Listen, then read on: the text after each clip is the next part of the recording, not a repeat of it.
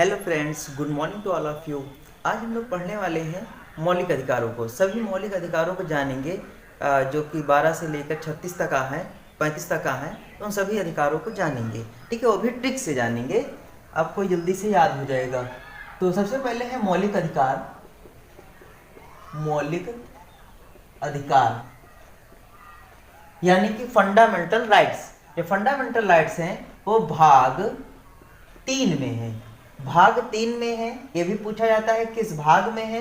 तो मौलिक अधिकार जो है भाग 3 में है। और कहां से कहां तक है? ये है अनुच्छेद 12 से 35 तक का, ठीक है। अनुच्छेद 12 से 35 तक का है। देखिए अनुच्छेद 12 में क्या कहा गया है? अनुच्छेद 12 में तो ये कहा गया है, राज्य की परिभाषा दी गई है कि कहां कहां पे अप्लाई होगा, ठीक है। अनुच्छेद 13 में क्या कहा गया है? ये भी कभी नहीं पूछा था। इसमें ये कहा गया है कि मौलिक अधिकार किन लोगों पे लागू होगा और ये मौलिक अधिकार क्या है, ठीक है। अब की जो मेन अधिकार चालू होते हैं अनुच्छेद 14 से चालू होते हैं। 2 तो आप छोड़ ही दीजिए, अनुच्छेद 14 से चालू होते हैं, ठीक है। अनुच्छेद 14 आर्टिकल 14 से होते हैं। 14, 15, 16, 17 और 18, ठीक है। पहला जो है समानता का अधिकार है, ठीक है। पहला जो है समानता या समता का अधिकार। सबसे पहला जो अधिकार है वो समानता का अधिकार है। समानता का जो अधिकार है वो 14 से लेकर 5, उसमें ऐड कर लीजिए, 5 अधिकार जो है समानता के हैं। याद कैसे रखेंगे? सबसे पहले एक लाइन याद रखेंगे, क्योंकि विधाता ने धर्मलोक में छुआछूत का अंत किया। छुआछूत का अंत किया।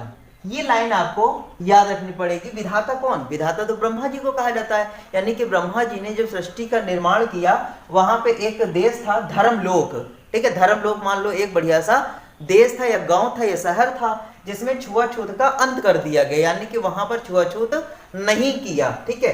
तो 14 में क्या है? विधाता से ले लीजिएगा, यानी कि विधि के समक्ष समानता।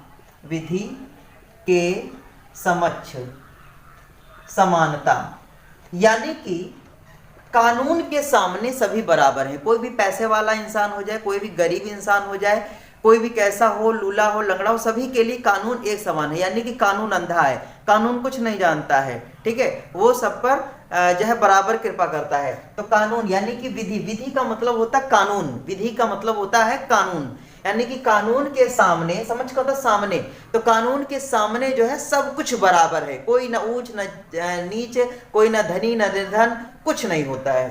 तो ये जो हो विधि के समक्ष समानता हो गई। फिर 15 में क्या किया था? धर्म जाति लिंग, धर्म जाति लिंग नस्ल में समानता। इसका क्या मतलब हुआ? मतलब यह हुआ कोई भी ऊंची जाति का हुआ या ब्राह्मण हो गया, कोई भी नीची जाति का हो गया जैसे शूद्र हो गया, तो उन दोनों में कानून की नजर में, संविधान की नजर में दोनों ही बराबर ही हैं। कोई उनमें बड़ाई छुटाई नहीं है। जाति कोई भी ऊपर कास्ट का हो गया या लोअर कास्ट का हो गया, उसमें भी जाति का उसमें भी जो है कानून या संविधान सबके लिए बराबर है। कोई भी लिंग यानी कि स्त्रीलिंग हो या पुल्लिंग हो या बीच का लिंग हो, सबके लिए जो है समान है। नस्ल कोई भी अच्छी नस्ल का है, बेकार नस्ल का है, कोई अंतर नहीं और संविधान की नजर में सब कुछ बराबर है। फिर है धर्म लोक नियोजन में समानता। लोक नियोजन में समानता। लोक नियोजन में समानता। लोक नियोजन का मतलब हो गया जो सरकारी नौकरी होती हैं, ठीक है, सार्वजनिक नौकरियां होती हैं। लोक नियोजन में अवसर की समानता, यानी कि सबको बराबर अवसर मिलेगा, ठीक है। चाहे कोई छोटी जात का हो, बड़ी जाति का हो, चाहे जैसी भी जाति का हो, तो उन सबको बराबर का अवसर मिलेगा। तो ये जो है लोक नियोजन की समानता। फिर है छुआछूत का अंत, ठीक है। छुआछूत, ठीक है, या इसी को अस्पृश्यता कहा जाता है। अस्पृश्यता, ठीक है, का अंत। अस्पृश्यता का अंत हो गया। छुआछूत का मतलब हो गया जैसे पहले जो थे अपर कास्ट वाले लोअर कास्ट को छूते नहीं थे, या अपने जो है कुएं में पानी नहीं लेने देते थे, ठीक है। तो इसी को छुआछूत कहा जाता था। लेकिन उसके बाद जो है आर्टिकल 17 बना के जो है छुआछूत को बिल्कुल जो है खत्म कर दिया गया कि उसके बाद जो भी छुआछूत करेगा तो ये मौलिक अधिकारों में आ गया कि वो सुप्रीम कोर्ट में भी जा सकता है इसके लिए।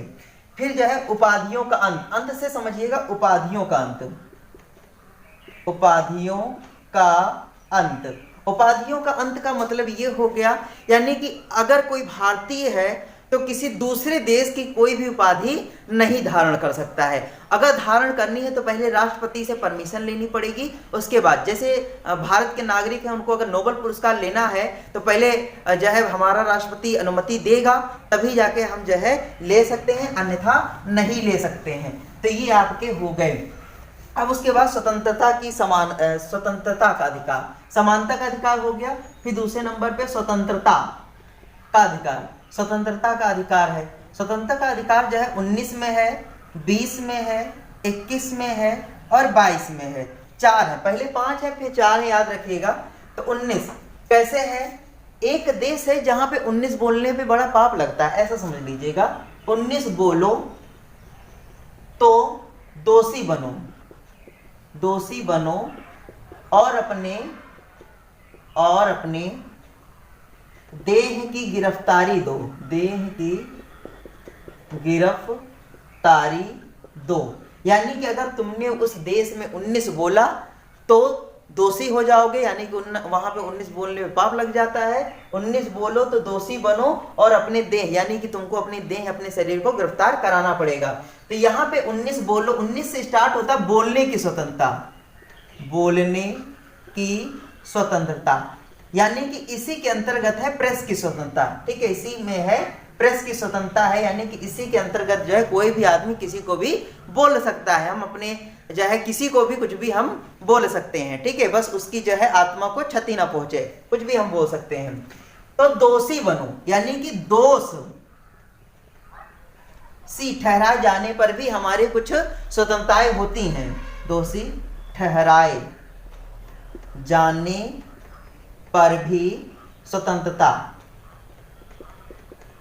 रहती है। और अपने देह की दैहिक स्वतंत्रता, 21 में कहा गया है दैहिक स्वतंत्रता, दैहिक स्वतंत्रता, ठीक है। यानी कि हमको अपनी देह को पालने का अधिकार है, अब हमको अच्छी जल का अधिकार है, हमको अपने देह को, ये जो हमारा शरीर है, इसको बनाए रखने के लिए जिन जिन चीज़ों की आवश्यकता होती है उन सभी का हमका मौलिक अधिकार है। मतलब कि ये है, इसी को लेकर जब अपने यहाँ मांस को खाना बंद हो गया था तो इसी को लेकर जो है सुप्रीम कोर्ट में बहुत सारे व्यक्ति गए थे कि अब यहाँ पे मांस खाना, जैसे यूपी में मांस खाना बंद हो गया था तो अब मेरी देह जो है सुखा जाएगी, हम बिना मांस के नहीं रह पाते हैं। तो इसी अनुच्छेद के अंतर्गत वो सुप्रीम कोर्ट में गए थे। यानी कि अपनी देह को बनाए रखने के लिए हम कुछ भी जो है कर सकते हैं, अच्छी हवा ले सकते हैं, अच्छा जल ले सकते हैं, अच्छा वातावरण ले सकते हैं, अच्छी रोडें ले सकते हैं। अगर अच्छी रोडें नहीं होंगी, एक्सीडेंट हो जाएगा, तभी मेरी देह बेकार हो जाएगी।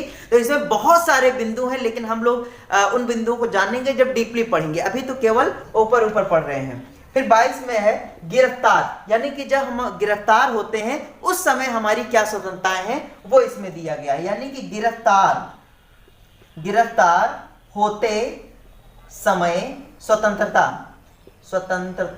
यानी कि गिरफ्तार होते समय क्या स्वतंत्रताएं हमारे पास होती हैं, क्या पॉइंट्स हमारे पास होते हैं, ये हम लोग इसका यूज कर सकते हैं। फिर उसके बाद तीसरी लाइन है बलात्सर्म अनुच्छेद, ठीक है, यानी कि शोषण के विरुद्ध, शोषण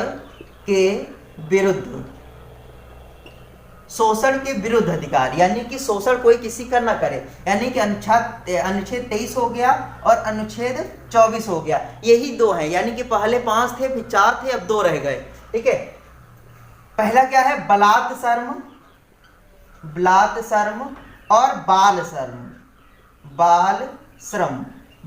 में बलात्सर्म में आता है, पहले लोगों को बंधुआ मजदूर बना दिया जाता था, यानी कि लोगों को, इंसानों को जानवरों की तरह बेचा जाता था और इंसानों को खरीदा जाता था और उनसे खेतों में मजदूरी कराई जाती थी। उनको बंधुआ मजदूर कहा जाता था। बंधुआ मजदूर का मतलब है कि एक इंसान बेचेगा और दूसरा इंसान खरीदेगा और उनसे मन माना ढंग से अपना काम कराएगा, उसे ही कहा जाता था बंधुआ मजदूर। और उसे ही कहा जाता था बलात श्रम, यानी कि किसी से जबरदस्ती श्रम करवाना, मेहनत करवाना। ठीक है, तो इसे जो है अनुच्छेद 23 के अंतर्गत इसे बैन कर दिया गया था, यानी कि अब कोई भी बलात् श्रम, जबरदस्ती श्रम नहीं करा सकता था। और बाल श्रम का मतलब हो गया 14 साल से कम बच्चों को, यानी कि जो बच्चे होंगे 14 साल से कम बच्चों को किसी भी रिस्की प्लेस पे नहीं काम किया जा सकता है। जैसे होटल हो गए या कहीं भी कोई भी माइंस हो गई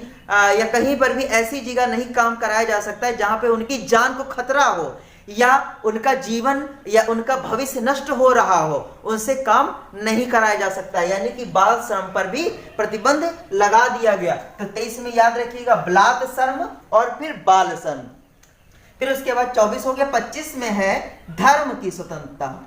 धर्म की स्वतंत्रता, धर्म की स्वतंत्रता में क्या क्या है? 25 से स्टार्ट है, 25, 26, 27 और 28, यानी कि फिर 4 हो गए, 25, 26, 27, 28।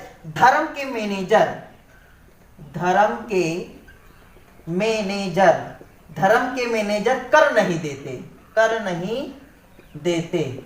ठीक है, धर्म के मैनेजर कर नहीं देते और जबरदस्ती लिया नहीं जा सकता है, जबरन लिया नहीं जा सकता, लिया नहीं जा सकता। ठीक है, धर्म के जो मैनेजर होते हैं वो कर नहीं देते। जैसे बहुत सारे आपने देखे होंगे, बहुत सारी फिल्में बनी हैं धर्म के मैनेजर, यानी कि जैसे मान लो आसाराम बापू हो गए। ठीक है, तो इनके पास बहुत सारी प्रॉपर्टी हो जाती है, धर्म के मैनेजर ही हैं। ठीक है, बहुत सारी प्रॉपर्टी हो जाती है, वो कर यानी कि सरकार को एक भी पैसा टैक्स नहीं देते हैं। क्यों नहीं देते हैं? क्योंकि ये हमारे संविधान में लिखा गया है कि यदि आप कोई भी धर्म चलाते हैं तो उसमें जो भी आपके पास पैसा आएगा उसमें से टैक्स नहीं दिया जाता है। तो कर नहीं देते हैं, जबरन लिया भी नहीं जा सकता। क्यों? क्योंकि हमारे संविधान में लिखा है। अब धर्म यानी कि हम किसी भी धर्म को मान सकते हैं, धर्म को मानने की स्वतंत्रता है, धर्म को मानने की स्वतंत्रता है, स्वतंत्रता है, यानी कि हम किसी भी धर्म को मान सकते हैं बड़े आराम से। हम हिंदू हैं, मुस्लिम बन सकते हैं, हम हिंदू हैं, ईसाई बन सकते हैं, किसी भी धर्म को अपना सकते हैं या उसे मान सकते हैं। फिर मैनेजर, मैनेजर का मतलब है धर्म को चलाने के लिए। अब जैसे मान लीजिए हमने कोई दूसरा धर्म ले लिया तो उसको चलाने के लिए, मैनेजमेंट करने के लिए, प्रतिबंध उसका जो है मैनेजमेंट करने के लिए जो है जो भी हमें करना पड़ेगा वो हम करेंगे, यानी कि धर्म का मैनेजमेंट करेंगे, धर्म को बढ़ाने के लिए मैनेजमेंट करेंगे, मैनेजमेंट, ये याद रखिएगा। ठीक है, धर्म को बढ़ाने के लिए जैसे कहीं पे भाषण देंगे, कहीं पर जो है क्या कहते हैं दान इकट्ठा करेंगे या उसका प्रचार प्रसार करेंगे, वो सब इसी में होता है धर्म का मैनेजमेंट करना। तो ये मैनेजर हो गया, कर नहीं देते, यानी कि अनुच्छेद 7 में क्या है कि धर्म के नाम पर कोई भी सरकार टैक्स नहीं ले सकती है। ठीक है, धर्म पर टैक्स नहीं पड़ता है। ठीक है, धर्म पर टैक्स नहीं पड़ता है। फिर उसके बाद है जबरन, और जैसे मान लीजिए हम कोई भी धर्म, मान लीजिए हम हिंदू धर्म के हैं या मुस्लिम धर्म के हैं, तो कोई भी आदमी किसी को जबरन अपना धर्म नहीं उड़ा सकता है। जैसे हम हिंदू हैं तो किसी भी मुस्लिम भाई को हिंदू नहीं बना सकते हैं, या कोई भी ईसाई है वो जबरदस्ती उसे ईसाई नहीं बनाया जा सकता है, ऐसा इंडिया में है। तो यानी कि जबरन कोई भी धर्म नहीं बनाया जा सकता, यानी कि जबरन किसी को दूसरा धर्म नहीं, ठीक है, जबरन किसी को दूसरा धर्म नहीं उड़ाया जा सकता है। तो ये हो गए 28 तक का। उसके बाद ये है सुरक्षित रहो आगे बढ़ो। 29 में है संस्कृति का अधिकार, संस्कृति की स्वतंत्रता।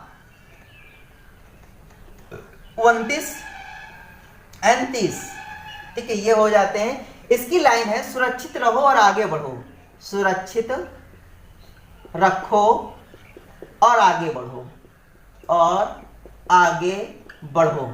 यहां से लिया। ये तो रोडों पे बहुत लिखा रहता है, सुरक्षित रहो और आगे बढ़ो, सुरक्षित रहो आगे बढ़ो, इसमें कुछ है ही नहीं।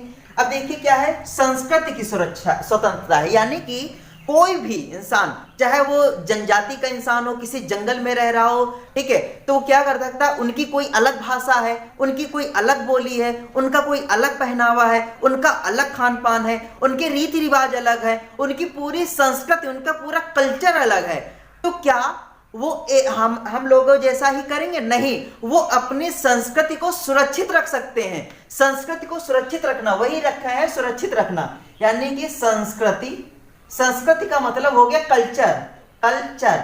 कल्चर में सब कुछ आता है, बोली आ जाती, भाषा आ जाता है, पहनावा आ जाता है, रहन सहन आ जाता है, रीति रिवाज आ जाता है, शादी आ जाती, सब कुछ उसी में आ जाता है। यानी कि संस्कृति को सुरक्षित रखें, संस्कृति को सुरक्षित रखें, ठीक है, संस्कृति को सुरक्षित रखें और उसे आगे बढ़ाएं। यानी कि अपनी बोली भाषा को आगे बढ़ाने के लिए वो संस्था भी खोल सकते हैं।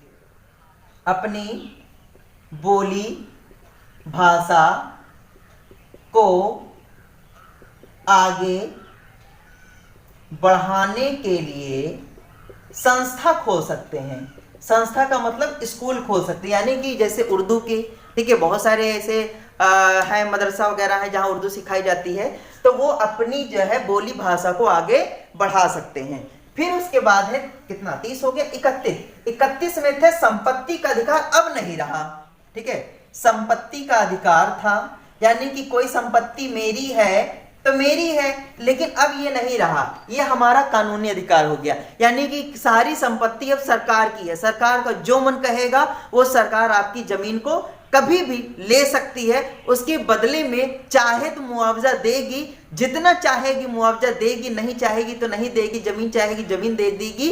तो ये अब कानूनी अधिकार हो गया, लेकिन इसका अब संपत्ति का अधिकार हमारा मौलिक अधिकार नहीं रहा। 31 हो गया। 32 में है, यदि स्वतंत्रता का इन्हीं अधिकारों का हनन हुआ तो हम सुप्रीम कोर्ट में जा सकते हैं। यानी कि इन्हीं अधिकारों की सुरक्षा की गई है। सुरक्षा यानी कि ऊपर जितने अधिकार गिनाए गए हैं इन्हीं की सुरक्षा की गई। अगर ये सभी अधिकार हमारे कुछ गड़बड़ होते हैं तो हम सीधा कहां जा सकते हैं, सुप्रीम कोर्ट, यानी कि सर्वोच्च न्यायालय हम लोग जा सकते हैं, न्यायालय, ठीक है, सर्वोच्च न्यायालय हम लोग जा सकते हैं अगर इनका हनन हुआ, ठीक है। 32 में तो ऐसे बहुत कुछ बताना है, लेकिन अभी हम लोग केवल टिक पढ़ रहे हैं, इसलिए ऊपर केवल टिक याद रखिए। फिर उसके बाद जब डीपली हम लोग पढ़ेंगे तो इसके अंदर क्या क्या चीजें पूछी जाती हैं वो सब हम लोग पढ़ेंगे, ठीक है।